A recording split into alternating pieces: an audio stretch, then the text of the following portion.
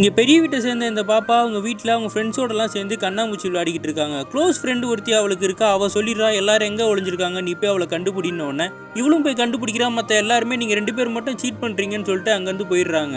இந்த குட்டி பாப்பாவும் அவன் ஃப்ரெண்டும் உட்காந்து டிவி பார்த்துட்டு இருக்காங்க. அவங்க அம்மா அங்கே வந்துட்டு இந்த ஃப்ரெண்டை வந்து வீட்டை விட்டே துரத்தி விட்டுறாங்க. அந்த பொண்ணுகிட்ட அடிச்சுட்டு சொல்கிறாங்க, அந்த பொண்ணு எத்தனை தடவை உள்ளே விடாதுன்னு சொல்லியிருக்கேன், அவன் நம்ம ஜாதியே கிடையாது இல்லை அப்படின்னும் போது அவன் நல்லாதாம்மா என்கிட்ட பழகுவான்னு இந்த பாப்பா சொல்கிறா. அதெல்லாம் கிடையாது, அவன் நம்மள மாதிரி மேல் ஜாதி கிடையாது, இனிமேல் நீ அவகிட்ட பேசவே கூடாது, இதான் உனக்கு ஃபைனல் வார்னிங்னு சொல்லிடுறாங்க.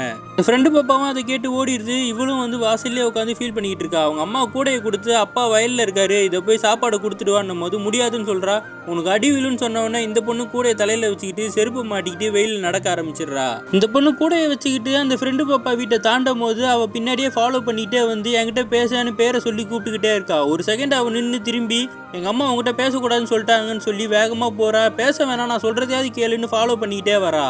இந்த ஃப்ரெண்டு பாப்பா செருப்பு போடாமல் இருந்ததுனால காலெல்லாம் சுட்டுக்கிட்டே இருக்குது. ஒருத்தங்க ரோட்டில் தண்ணி ஊற்றுறாங்க, அதில் காலை வச்சுட்டு வரா. வேகமாக நடந்து வரும்போது முள்ளெல்லாம் குத்துது. இவ காலில் தடவிக்கிட்டே அவகிட்ட பேச்சு கொடுக்க பார்க்குறா. நான் அவள் திரும்பி பேசவே மாட்டேங்கிறா. ஒரு டைமில் வந்து இவ 2 காலையும் பிடிச்சிக்கிட்டு இருக்கதே இந்த பொண்ணு நின்று திரும்பி பார்க்குறா. கூடையை தூக்கிட்டு போகிற பாப்பா செருப்பை கழட்டி விட்டுட்டு வேகமாக நிழலில் போய் நின்றுடுறா. இந்த பின்னாடி வர பாப்பாவும் செருப்பை மாட்டிக்கிட்டு நிழலில் வந்த உடனே 2 பேரும் சேர்ந்து நடந்தே அவங்க அப்பா கிட்ட போயிடுறாங்க. சாப்பாடையும் கொடுத்ததுக்கப்புறம் அவங்க அப்பா வந்து இந்த பாப்பாவுக்கு மட்டும் மாம்பழம் தராங்க. அதை சாப்பிட்டுக்கிட்டே வரா. குட்டியோ மாம்பழத்தை எனக்கும் கூடன்னு கேட்டுக்கிட்டே வரா. இந்த பாப்பா கண்டுக்காமலே போய்கிட்டு இருக்கா. தூரத்தில் ஒரு மனநலம் சரியில்லாதவரை பார்த்த உடனே 2 குட்டிக்கும் பயம் வந்துடுது. ட்ரெஸ்ஸை பிடிச்சிக்கிட்டு 2மே அங்கேருந்து ஓடி வந்துடுதுங்க. அவள் பார்க்க பயமாக இருக்குல்லன்னு இந்த குட்டி கேட்ட உடனே ஆமான்னு இவ தலையாட்டுறா.